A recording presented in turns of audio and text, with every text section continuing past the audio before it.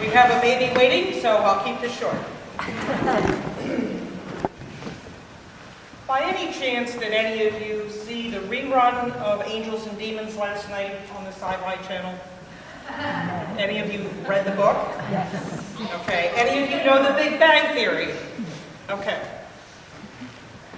I want to identify that because I think what we're about to do today is very consistent with what science refers to as the God particle. And some theologians have actually gone so far as to say there's no tension between religion and science, because what happened at the moment of creation was that God's heart was so full of love that it exploded. And that was the God particle. And thus was born light and the Word, and hence we have the beginning of John's Gospel. In the beginning was the Word, and the Word was God, and the Word was light, and so forth. So, keeping the God particle in mind, I want you to think of the Gospel that we just heard as being part of the God particle.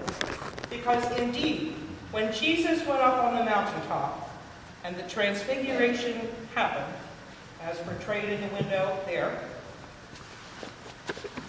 we know that that light was revealed. And we know that this was a transformative change in the ministry of Jesus, because from this point on, he set his face to Jerusalem, and he knew that the redemption that he was to accomplish would happen through his passion and death. Big piece of the God particle. In that moment, when the disciples saw him transformed and lit up, they had a moment of prefigurement, if you will, of the resurrection. What the resurrection might look like, what would happen on Easter Sunday. And of course, we know that the gospel writers have essentially given us that moment of previewing what the resurrection is going to look like. And hopefully then that's really a moment of joy and hope that's going to carry us through the Lenten season. It's going to help us, strengthen us on our pilgrimage through Lent. But perhaps more importantly, I think it's critical that the words that the disciples hear being spoken from the cloud are the same words that were spoken when Jesus was baptized. Yes? Okay. Everybody put that together? Okay. This is my Son, my beloved. Listen to him. And now we have the model for baptism.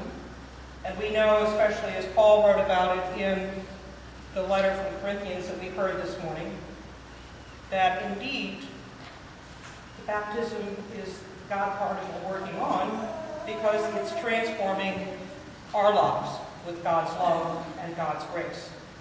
And so, in that sense, expect a big explosion in the next few minutes, because we're going to be passing the love on to, we're going to call him Robert or Walker? Walker, okay. Robert Walker Lewis, and he goes by Walker. So it's important, I think, and we all know, and frequently when clergy preach at baptisms, we talk about the fact that Walker's family just got about, 80 people bigger, okay? And that you will all have additional help in bringing Walker up in the Christian faith and life. And so we want to welcome you to the family of Trinity Church. We want to celebrate the lighting up of this place with Walker as he joins our midst. And with that, let us stand and sing hymn number 296 as we proceed to the baptismal function.